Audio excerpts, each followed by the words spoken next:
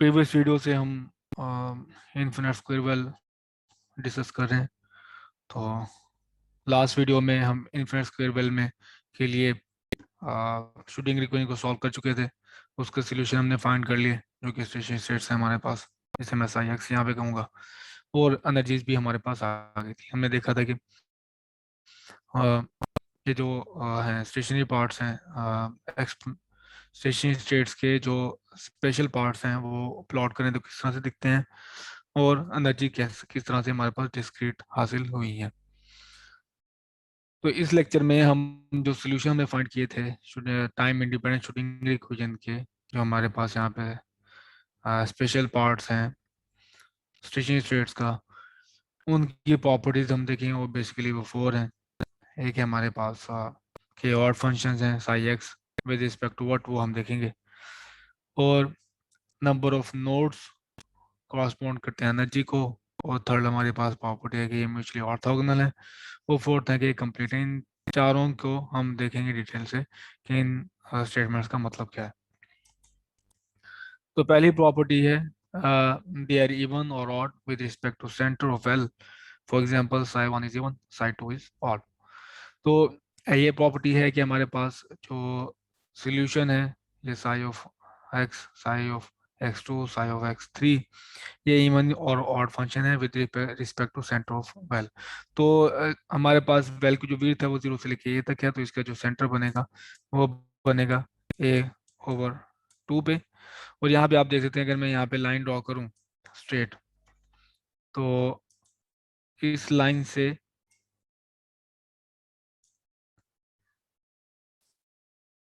ये हमारे पास लाइन है सेंटर से, तो ये फंक्शन हमारे पास देखिए इवन है। ठीक है, कि अगर मैं ए ऑफ टू से राइट मूव करूँ इस तरफ, और अब ए ऑफ टू से लेफ्ट मूव करूँ, तो बिल्कुल मुझे सेम फंक्शन मिलता है। ठीक है, तो जैसे कि ए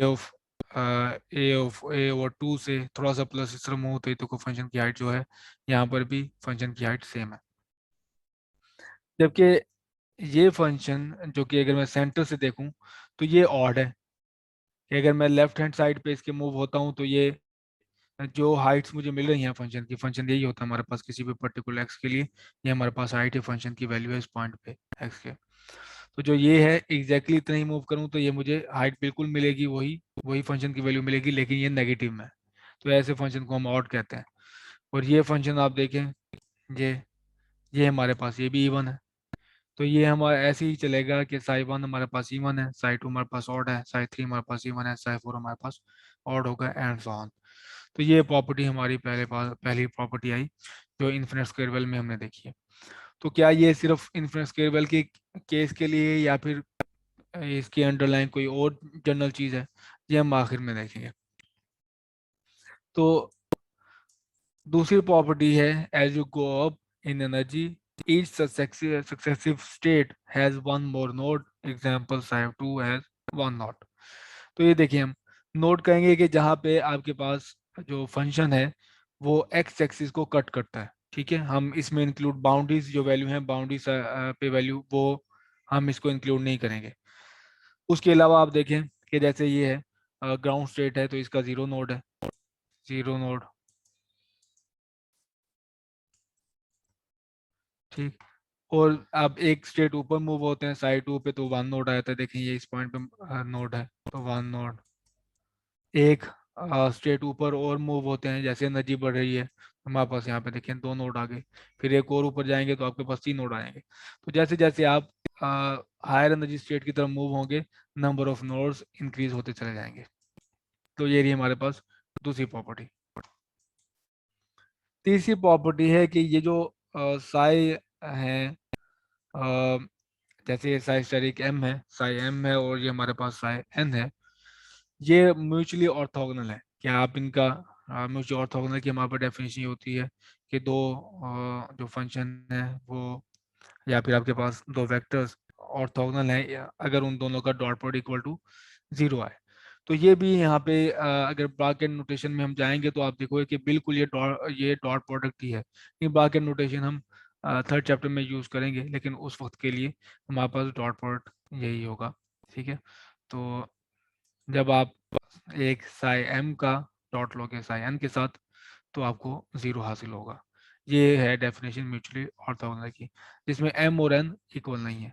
तो इसका मतलब ये हुआ कि साई वन लेट से स्टैटिक और साई टू, ठीक, और dx ये इक्वल टू 0। और ये आप कहें कि इसे ये 11 कर लें, ये 21 कर लें, जब ये डिफरेंट है साइज हमारे पास डॉट प्रोडक्ट हमेशा 0 आएगा। तो ये म्यूचुअली ऑर्थोगोनल है। इसका प्रूफ देख लेते हैं इस प्रॉपर्टी का। तो मैंने ये साई एन स्टेरिक इसका इन दोनों का डॉट प्रोडक्ट लिया, तो मैं अब इसमें वैल्यूज पुट कर रहा हूँ कि साई एम हमारे पास होगा psi n m by x over a, और साई एन होगा हमारे पास sine N pi x over a, और जबकि दोनों के साथ अंडर रूट 2 ओवर ए है, तो ये हमारे पास 2 ओवर ए आ जाएगा। तो इसकी इंटीग्रेशन को परफॉर्म करने के लिए हम ये करेंगे कि ये प्रोडक्ट में फंक्शन है, इसको ट्रांसफॉर्म कर लेंगे सम में। तो ट्रिग्नोमेट्री की क्लास से आपको पता होगा कि sine theta plus sine sorry multiply by sine five equals to होता है कॉस थीटा माइनस फाइव, ठीक, और minus cos theta plus five. तो ये यहाँ पे हम करेंगे, तो ये बन गया 2, आपको बाहर से मिल गया 2 साइन थीटा और साइन फाइव ये आ गया। और जबकि अगर आप इसको यही फार्मूला इस पे अप्लाई करेंगे तो यहाँ पे हमारे पास हो गया थीटा माइनस फाइव, तो m माइनस एन हो गया, पाई एक्स ओवर ए ये कॉमन है, और यहाँ पे m प्लस एन हो जाएगा क्योंकि यहाँ पे थीटा प्लस फाइव है। तो ये some product to some formula हमें अलाउ करेगा कि हम इस तरह लिख सकें। अब सिर्फ आपने इंटीग्रेशन करनी है, कॉस की इंटीग्रेशन साइन होती है और साइन की इंटीग्रेशन पता है आपको कॉस होती है। तो इस केस में साइन एक केस में हमारे पास माइनस आता है, लेकिन कॉस एक केस में हमारे पास माइनस ही प्लस आएगा। तो कॉस की इंटीग्रेशन और साइन की इंटीग्रेशन मैंने परफॉर्म की, ये रहा साइन कॉस की इंटीग्रेशन और ये रहा साइन, ये दोनों कॉस की इंटीग्रेशन है, और जबकि जो एंगल्स हैं वो डिवाइड हो रहे हैं, ठीक। तो एंगल्स की भी डेरिवेटिव आएगा नीचे, तो m minus n by x over a, इनका डेरिवेटिव लेंगे तो ये जबकि एक्स सब के पास 1 हो जाएगा और आ जाएगा m minus n pi over a. तो ये आ गया m minus n pi over a, यहाँ पे भी m plus n pi over a, यहाँ से a ओवर a, यहाँ से भी a है, ये भी a, ये कैंसिल आउट हो जाएगा, जैसे कि ये और ये कैंसिल और ये भी कैंसिल आउट हो गया। और नेक्स्ट स्टेप में हम देखेंगे जब ये 1 ओवर पाई रह गया, पाई को मैंने बाहर लिख लिया, और जबकि ये है, हमें पता है कि m और n इक्वल नहीं है, इसकी जो पर्टिकुलर केस हम डील कर रहे हैं। लेकिन m और n दोनों इंटीजर हैं। इन्फिनिट स्केल में हमने देखा था कि m की जो वैल्यू अलाउड वैल्यूज हैं उसमें ये इंटीजर्स ही वैल्यू हैं।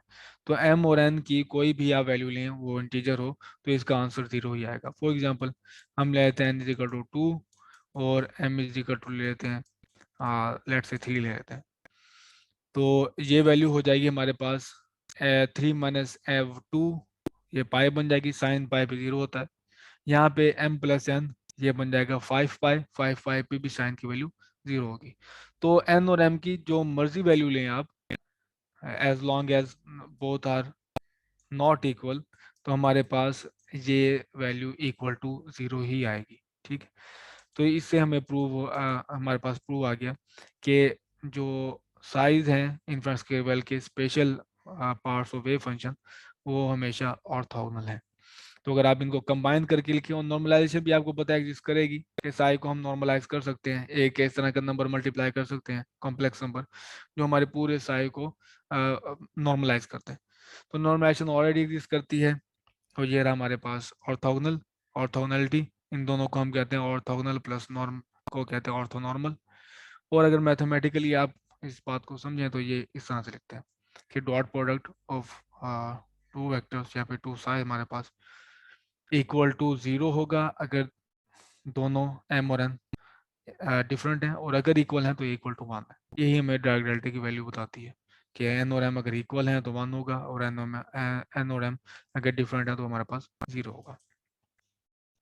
तो अभी मैं वेक्टर्स की डॉट प्रोडक्ट की बात भी मैंने कई जगह पे रेफरेंस दिया है, तो उसकी एनालॉजी हम यहाँ पे देख सकते हैं। पहली दो प्रॉपर्टी के साथ नहीं, लेकिन तीसरी प्रॉपर्टी में ये एनालॉजी बहुत ही फिट बैठती है। वो इस तरह से कि आपके पास आई आई और जे और के, इनसे आप फेमिलियर होंगे अपने वेक्टर अलजेब्रा कोर्स से, या फिर आप मैकेनिक्स में भी इन चीज़ों को डील करते हैं।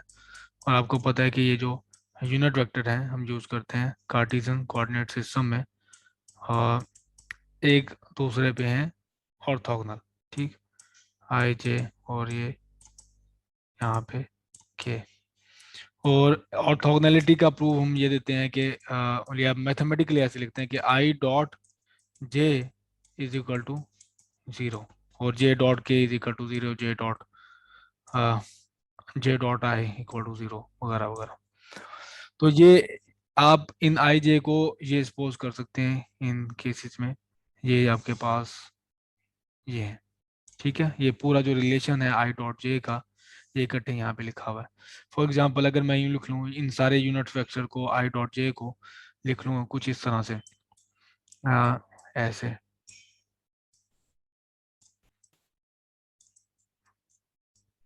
या फिर एन लिख लें यहाँ पे, तो E hat 1 is equal to है आई, और E 2 hat is equal to J, और E 3 hat is equal to K. तो फिर आप यहाँ पे देख लेंगे I N dot E hat M equals to होगा डार्क डेल्टा एम एन के, एग्जैक्टली। तो यहाँ पे भी बिल्कुल ऐसे ही है कि अगर एन और एम इक्वल टू होंगे तो फिर ये आई डॉट आई बन जाएगा, वो इक्वल टू 1 बन जाएगा। और अगर जे डॉट जे होगा तो दोनों, जे डॉट के होगा तो दोनों एन और एम सेम नहीं होंगे, तो ये इक्वल टू 0 हो जाएगा। तो यहाँ पे ऑर्थोगोनैलिटी बिल्कुल कॉरस्पॉन्ड करती है डॉट प्रोडक्ट में, जो कि कार्टेशियन कोऑर्डिनेट में हम डील करते हैं आई जे के साथ। तो इस केस में जो एनालॉजी है वो फिट है। अक्सर एनालॉजी आप क्लासिकल मैकेनिक्स की बोरो नहीं कर सकते क्वांटम मैकेनिक्स में, लेकिन कई जगहों पे बहुत ही खूबसूरती से फिट बैठती है, जबकि फोर्स प्रॉपर्टी में भी देखेंगे कि ऐसा होगा। तो ये जो स्टेशनरी स्टेट्स के हैं स्पेशल पार्ट है, जिसे हम साई एक्स कह रहे हैं, टाइम इंडिपेंडेंट श्रोडिंगर की सॉल्यूशन, ये कंप्लीट है। तो कंप्लीट को हम लिखेंगे कि अगर आप लीनियर कॉम्बिनेशन लें इन स्टेशनरी स्टेट्स का, तो वो आप इस लीनियर कॉम्बिनेशन से कोई भी फंक्शन बना सकते हैं, ठीक है। कोई भी फंक्शन आप इन लीनियर स्टेशनरी स्टेट के लीनियर कॉम्बिनेशन से आप फिट कर सकते हैं, बना सकते हैं आप। फॉर एग्जांपल 3 डायमेंशन स्पेस है हमारे पास, तो दोबारा मैं वही एनालॉजी जो है वो बोरो कर रहा हूँ कि 3 डायमेंशन लेट से हमारे पास स्पेस है, और जैसे कि ये इसके यूनिट वेक्टर्स के जो कि आई जे के हैं, लीनियर कॉम्बिनेशन से आप कोई भी वेक्टर लिख सकते हैं, कोई भी वेक्टर, ठीक। फॉर एग्जांपल मेरे पास ये वेक्टर है, तो मेरे पास ये वेक्टर ए इक्वल टू है C1i plus C2j plus C3k। तो इन आई जे के लीनियर कॉम्बिनेशन से आप कोई भी वेक्टर ए लिख सकते हैं। आपको सिर्फ C1 और C2 और C3 सही फाइंड करना होगा, ठीक है। C1 C2 C3 आपने सही फाइंड कर लिया, तो आपके पास इनके लीनियर कॉम्बिनेशन से ये वेक्टर ए लिखा जा सकता है, कोई भी वेक्टर। तो 3 डायमेंशन स्पेस में कोई भी ऐसा वेक्टर नहीं होगा रियल स्पेस में कि जो आई जे के लीनियर कॉम्बिनेशन से ना लिखा जा सका हो। तो इस वजह से हम कहते हैं आई जे के जो है वो कंप्लीट सेट है, वो पूरे 3 डायमेंशन स्पेस को स्पैन करते हैं। तो स्पैन करने का मतलब यही होता है कि आप इनके लीनियर कॉम्बिनेशन से कोई भी वेक्टर लिख सकते हैं। तो इसी तरह यहाँ पे हमारे पास जो है डायमेंशंस हैं, आप कहें कि x जाता है माइनस इन्फिनिटी से लेकर इन्फिनिटी तक, y जाता है माइनस इन्फिनिटी से लेकर इन्फिनिटी तक, और z भी इसी तरह से माइनस इन्फिनिटी से लेकर इन्फिनिटी तक। तो इनमें कोई भी आपके पास वेक्टर है वो आप लिख सकते हैं। तो ये पूरे इसी जो डायमेंशंस को स्पेन करते हैं। तो इस केस में इन्फिनिट स्केयर वेल में हमारे पास क्या है, तो इन्फिनिट स्केयर वेल में हमारे पास जो स्पेस है आप कह लें कि उसे कॉरस्पॉन्ड, वो ये है। तो ये रहा 0 और ये रहा ए, ठीक है। तो इसके दरम्यान में कोई सा भी वेव फंक्शन है, ऐसे लिख लें आप, या फिर कुछ इस तरह से बना लें, जो मर्जी आप फंक्शन बनाना चाहें आप इनके लीनियर कॉम्बिनेशन से ये फंक्शन बना सकते हैं आप, या फिर इस फंक्शन को इन साइज पे साइन एक्स पे आप फिट कर सकते हैं, जिस तरह आपने यहाँ पे फिट किया। यहाँ पर भी आपको सीज फाइंड करने होंगे, आप अप्रोप्रिएट सीज फाइंड करेंगे और यहाँ ये फंक्शन आपके पास बनेगा। इसी तरह आपके पास जैसे ये वेक्टर है, तो वेक्टर में हमने ये कोफिशिएंट अप्रोप्रिएट पुट करने हैं, उसके बाद ये हमारे पास वेक्टर हासिल हो जाएगा। फॉर एग्जाम्पल लेट्स से ये 2i plus 3j plus 9k, ठीक। तो यहाँ पर भी एनालॉजी एग्जैक्टली फिट बैठती है। तो यहाँ पे हमारे पास जो स्पेस है 3 डायमेंशन माइनस इन्फिनिटी तक, यहाँ पे हमारे पास 0 से लेके ए तक ये जो साइज है बिल्कुल प्ले करेंगे रोल आई जे के का, और आप इनके लीनियर कॉम्बिनेशन से कोई भी फंक्शन लिख सकते हैं। इसी को कंप्लीटनेस कहते हैं। हाँ, अब कोफिशिएंट्स कैसे फाइंड करेंगे तो वो भी देख लेते हैं। वो भी, उसमें भी एनालॉजी है फिट बैठती है। ये coefficient C N can be evaluated as, तो हमने कहा कि आप लीनियर कॉम्बिनेशन से फाइंड कर लें ये, और लीनियर कॉम्बिनेशन में आपके पास अब जो क्वेश्चन रहेगा कि सी एन अप्रोप्रिएट कैसे फाइंड करने हैं for given F of x. तो आप एफ ऑफ एक्स का जो गिवन है जिसको आप फिट करना चाहते हैं इन बेसिस पे, उसके साथ डॉट ले लें आप, उसके साथ इसका आप इनर प्रोडक्ट ले लें। तो ये इनर प्रोडक्ट लिया। अब एफ ऑफ एक्स का जो लीनियर कॉम्बिनेशन की फॉर्म में लिखा हुआ था, मैंने उसकी यहाँ पे एफ ऑफ एक्स की वैल्यू पुट कर दी। और चूंकि सी एन एक गिवन इसके लिए इंटीग्रेशन के लिए हमारे पास कांस्टेंट है, तो मैं इसको इंटीग्रेशन से बाहर लिख सकता हूँ, क्योंकि एक इंटीग्रेशन में फिक्स ही होगा, वो सिर्फ सी एन है। वो सी वन होगा तो इंटीग्रेशन है, सी टू होगा तो उसके लिए इंटीग्रेशन है, लेकिन आप इसको सम से बाहर निकाल सकते हैं। तो सी को मैंने इंटीग्रेशन से बाहर निकाल लिया। अब आप ये देखें कि हमारे पास प्रॉपर्टी इंप्रूव कर चुके हैं, ऑर्थोगोनैलिटी। तो यहाँ पे ऑर्थोगोनैलिटी आ जाएगी, और ड्रैग डेल्टा है, डेल्टा एम एन। तो ड्रैग डेल्टा जो सी एन है उसको कन्वर्ट कर देगा सी एम एन। तो ये डॉग डेल्टा की प्रॉपर्टी है कि लेट से हमारे पास ये डेल्टा 1 2 है, तो ये C2 है, तो ये इसको कर देगा C1, ठीक है। क्योंकि वही पूरे सम में वही वैल्यू रहेगी जो जिस पे ये 1 है, बाकी सब पे आपके पास 0। जैसे C1 की पे, और ये अगर m की वैल्यू 2 है तो C1 पे 0 होगा, क्योंकि m और n इक्वल नहीं होंगे। C2 पे ये 1 होगा, बाकी हर जगह पे ये 0 हो जाएगा। सिर्फ इस वजह से ये वही वैल्यू पिक कर लेता है, इस वजह से इसको सैम्पलिंग भी कहते हैं, सैम्पलिंग के लिए भी यूज किया जाता है। तो ये रहा कोफिशिएंट। तो nth कोफिशिएंट अगर आपने फाइंड करना हो तो आपने इसके कॉरस्पॉन्डिंग जो साई है स्टेट का स्पेस स्पेशल वेव फंक्शन है ये साई, उसका डॉट ले लेना है एफ ऑफ एक्स के साथ। तो ये पूरा डॉट ही है। तो आप इस तरह से डॉट लेंगे तो आपके पास उसके पास उस कॉरस्पॉन्डिंग जो सी एन है वो हासिल हो जाएगा। अच्छा, अब दोबारा इसकी एनालॉजी देख लें वो इस तरह से। ये देखें वेक्टर था, ठीक है। तो लेट से C1 है I plus C2J plus C3K, ठीक है। तो अगर मैं मुझे चाहिए अगर कोफिशिएंट C2 कोफिशिएंट मैं कैसे हासिल करता हूँ, अगर मैं A का डॉट लूँ J के साथ, ठीक है। तो A डॉट J ये भी कैंसिल आउट हो जाएगा क्योंकि ऑर्थोगोनल है, ये भी कैंसिल आउट हो जाएंगे क्योंकि ऑर्थोगोनल है। J डॉट J 1 हो जाएगा और आपके पास आ जाएगा यहाँ पे C2। बिल्कुल इसी तरह यहाँ पे देखिए। तो यहाँ रहा लेट से आपका J, यहाँ पे ए एक्स एफ ऑफ एक्स की जगह पे ए है, और ये डॉट प्रोडक्ट है, और इसे कॉरस्पॉन्डिंग आपके पास एक कोफिशिएंट है। तो आप यहाँ पे भी इस एनालॉजी को यूज कर सकते हैं अंडरस्टैंडिंग के लिए। तो क्या ये प्रॉपर्टी जो हमने डिस्कस की है ये peculiar to infinite square well है कि सिर्फ इन्फिनिट स्क्वायर वेल में ही एग्जिस्ट की जाती हैं? तो ऐसा नहीं है, कुछ प्रॉपर्टीज हैं जो कि आप आगे देखेंगे बारह। तो पहली जो प्रॉपर्टी है जिसमें मैंने बताया था कि जो वेव फंक्शंस हैं वो इवन और ऑड की फॉर्म है, साई 1 इवन है, साई 2 ऑड है, साई 3 इवन है। तो ये असल में प्रॉपर्टी है सिमेट्रिक पोटेंशियल की। जहां कहीं आपके पास पोटेंशियल सिमेट्रिक होगा, उसकी कोई भी शेप है, तो आ, आपके पास इस तरह के सोल्यूशन आएंगे इवन ऑड की फॉर्म में। तो यहाँ पे ये जीरो था, वो सिमेट्रिक था with respect to origin, with respect to centre. Let's say हमारे पास कोई और तरह का वे फंक्शन आता है जो कि सिमेट्रिक है, पोटेंशियल आता है। यहाँ पे देखें ये पोटेंशियल भी सिमेट्रिक है विद रिस्पेक्ट टू सेंटर।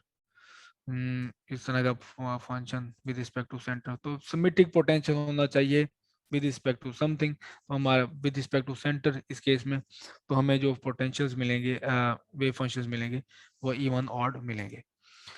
अच्छा, और बाकी ऑर्थोगोनैलिटी और कंप्लीटनेस ये भी क्वाइट जनरल है। आप आगे देखेंगे, हम नेक्स्ट हमारा जो टॉपिक है वो है हार्मोनिक ऑसिलेटर, या फिर आप उससे और आगे चले जाएं तो आपको ये जनरल, ये कंप्लीटनेस और ऑर्थोगोनैलिटी ये हर जगह मिलेगी। ठीक, तो ये प्रॉपर्टीज जो है वो क्वाइट जनरल है।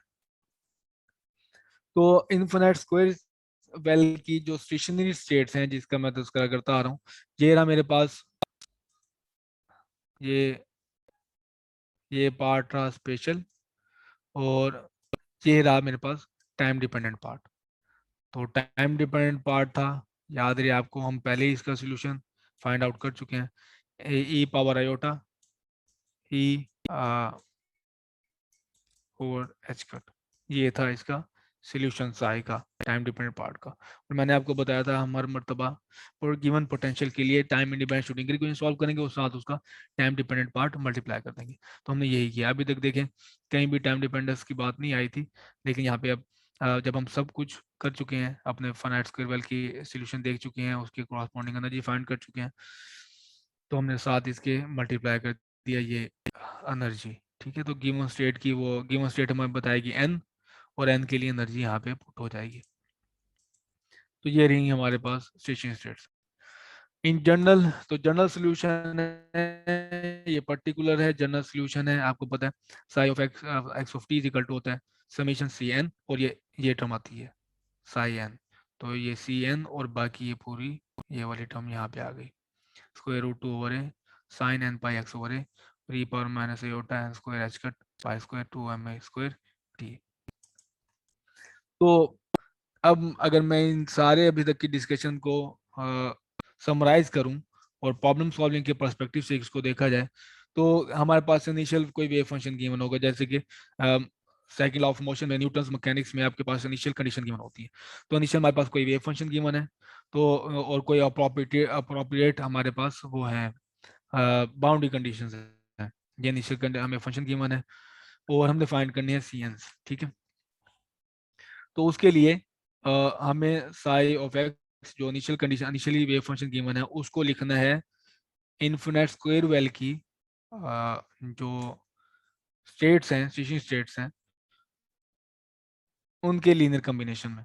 ठीक है, स्पेशल पार्ट, सिर्फ स्पेशल पार्ट उसके लीनियर कॉम्बिनेशन में हमें लिखना है। उसके लिए क्या करेंगे, हमें सी एन अप्रोप्रिएट चाहिए। तो सी एन ऐसे फाइंड किए जाएंगे कि डॉट लेंगे हम साई ऑफ एक्स का अपने इनिशियल फंक्शन के साथ, जिस तरह से हमने यहाँ पे किया था। यहाँ पे एफ ऑफ एक्स था, तो यहाँ पे हमारे पास इनिशियल वेव फंक्शन आ जाएगा। इनका जब आप डॉट लेंगे तो हमारे पास अप्रोप्रिएट सी एन आ जाएंगे। तो again given Sai of x initial wave function के लिए आपने कंप्यूट करना है सी एन, और सी एन जब आप पुट कर लेंगे तो फिर यहाँ पे सी एन के साथ आपने सिर्फ ये करना है, टाइम डिपेंडेंट पार्ट मल्टीप्लाई कर देना है, और ये स्पेशल पार्ट यहाँ पे आ जाएगा। तो ये रहा हमारे पास psi of x of t. तो इनिशियली हमें टाइम जीरो पे वेव फंक्शन गिवन था, हमने थ्रू आउट टाइम के लिए, टाइम जीरो से इन्फिनिटी, कोई भी आप टाइम की वैल्यू पुट करेंगे, आप उसके ऊपर वेव फंक्शन को देख सकते हैं कि वो उस पर वैल्यू क्या है। ठीक है, तो ये मकसद था कि इनिशियली टाइम जीरो पे हमारे पास वेव फंक्शन गिवन हो और हम उसे किसी भी टाइम के लिए फाइंड आउट कर सकें। तो उसके लिए पहले आपने लिखना होगा सी एन फाइंड करने होंगे, सी एन अप्रोप्रिएट कर फाइंड कर लिए तो यहाँ पुट कर दिए, तो आपके पास अब कोई भी डायनामिकल वेरिएबल्स आप फाइंड आउट कर सकते हैं। वो एक्सपेक्टेशन वैल्यूज हैं पोजीशन की, मोमेंटम की, काइनेटिक एनर्जी की, पोटेंशियल एनर्जी की। अब कोई भी यहाँ पे डायनामिकल वेरिएबल्स अब कैलकुलेट कर सकते हैं, वो सारी फर्स्ट चैप्टर वाली मशीनरी चूज करते हुए। तो सी एन का हमने देखा कि बहुत ही अब यहाँ पे एक कलीदी किरदार है जो प्रॉब्लम में मेनली हम देख रहे हैं कि सीज ही फाइंड करना है। जब अगर आपने सीज फाइंड कर लिए तो आपकी प्रॉब्लम सॉल्व हो गई ऑलमोस्ट। तो ये सी एन है क्या? तो यहाँ पे लूजली स्पीकिंग कि सी एन हमारे पास है amount of psi N that is contained in psi. ठीक है, तो ये है साई एन, उसके कॉरस्पॉन्डिंग जो सी एन होगा, ये आप इसको लूजली स्पीकर बता सकते हैं कि अमाउंट ऑफ साई है, जो अमाउंट ऑफ साई है जो कंटेन करती है कैपिटल साई में, रिस्पेक्टेड साई में। ठीक है, तो ये है लीनियर कम्बिनेशन, आप कह लें ये लीनियर कम्बिनेशन और ये पर्टिकुलर स्टेट है। ये अप्रोप्रिएट आप कहें, जो चीज़ नहीं कहनी वो मैं बता देता हूँ, फिर मैं बताता हूँ कि ये चीज़ है क्या। सी एन स्क्वेयर लेते हैं, ये प्रोबेबिलिटी है। सी एन स्क्वेयर जो है प्रोबेबिलिटी है ये। ठीक है, अब किस चीज़ की प्रोबेबिलिटी नहीं है? Is not the probability of finding particular particle in nth stitching state. Cn square modulus is not the probability of finding particle in nth species, but Cn square is the probability of getting particular value of En। ठीक है, तो En की value find करने की जो probability है वो आप बताएंगे Cn का स्क्वायर लेके।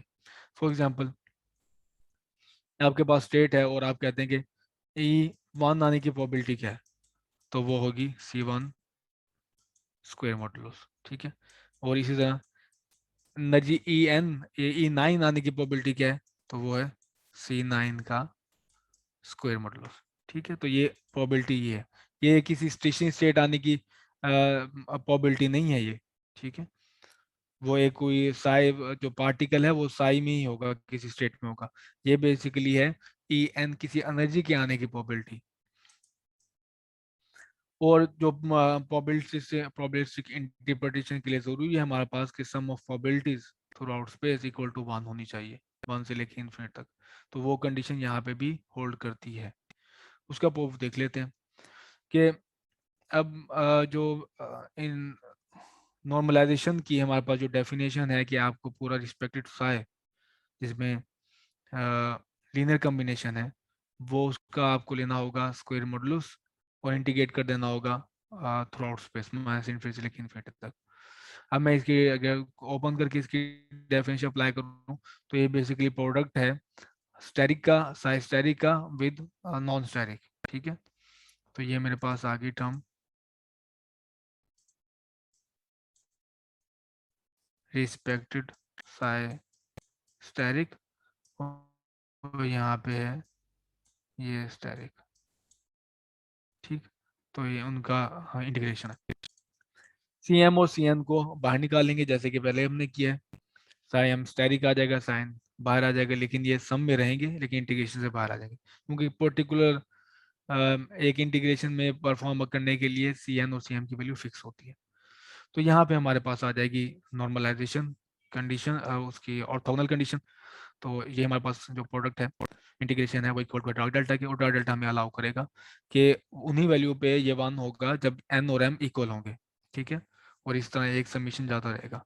तो ये बन गई N A 1 to infinity C N square modulus equal to है 1 के, ये रहा C N square modulus equal to 1। तो ये नॉर्मलाइजेशन से हमने इसको देख लिया कि ये इक्वल टू 1 होता है। और अगर आपने अब एक्सपेक्टेशन वैल्यू फाइंड आउट करनी है तो वो हम देख चुके थे कि आपको पहले प्रोबेबिलिटी यहाँ पे मल्टीप्लाई करे थे, तो प्रोबेबिलिटीज हमारे पास टर्न आउट हुई है सी एन स्क्वायर मॉडुलस के साथ। तो C N square modulus E N के साथ आप सम कर लेते हैं तो ये हमारे पास आ जाएगी एक्सपेक्टेशन वैल्यू। और अगर आप इसका भी प्रूफ देखना चाहते हैं तो वो कुछ इस तरह से है। एक्सपेक्टेशन वैल्यू हमें लेनी होती है साई स्टेरिक और साई के दरम्यान में जिस वेरिएबल की एक्सपेक्टेशन वैल्यू नहीं है उसको सैंडविच कर देना है, तो हमने सैंडविच कर दिया और ये साई स्टेरिक आ गया, और जबकि ये साई है लीनियर कम्बिनेशन में। और अगर एच आप साई एन के ऊपर अप्लाई करें सी एन, जबकि हमारे पास एक कांस्टेंट है एच, अगर साई एन के साथ ऊपर अप्लाई करें तो आपके पास ई एन आ जाएगी एनर्जी उस स्टेट की और विद साई एन। तो ये हमारे पास जो इक्वेशन थी is equal to E N ये आ गया। और फिर दोबारा यहाँ पे अप्लाई हो जाएगा डार्क डेल्टा, क्योंकि ये ऑर्थोगोनल है। तो डार्क डेल्टा हमें अलाउ करेगा कि एक सी जो एक सम वैनिश हो जाए, और सिर्फ हमारे पास जो वैल्यू रहेंगी वो C N, square modulo C N. तो यही वही डेफिनेशन है कि एक एक्सपेक्टेशन वैल्यू आप इवेल्युएट कर सकते हैं वो ये फार्मूला यूज करते हुए। और जबकि सी एन हमारे पास प्रोबेबिलिटी है ई एन एनर्जी के आने की, कि आपके पास कोई भी एक स्टेट में पार्टिकल है और आप देखना चाहते हैं कि फला एनर्जी मेजर करने की प्रोबेबिलिटी क्या है, तो वो ई एन से आपको सी एन चाहिए और उसका स्क्वायर मॉडुलस कर लेंगे तो आपके पास प्रोबेबिलिटी आ जाएगी। तो अभी तक के हमारे पास जो डिस्कशन है, हम जो फार्मूलेशन अंडरस्टैंड करना चाहते हैं, उसकी प्रॉपर्टीज देखना चाहते थे, वो हमने कंप्लीट कर ली।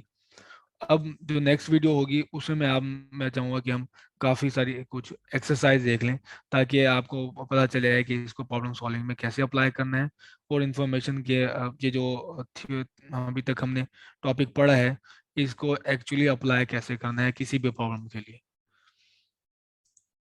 और उसके बाद हम डिस्कस करेंगे हार्मोनिक ऑसिलेटर्स, उसमें भी देखेंगे कि आप ये काफ़ी सारी प्रॉपर्टीज रिपीट होंगी।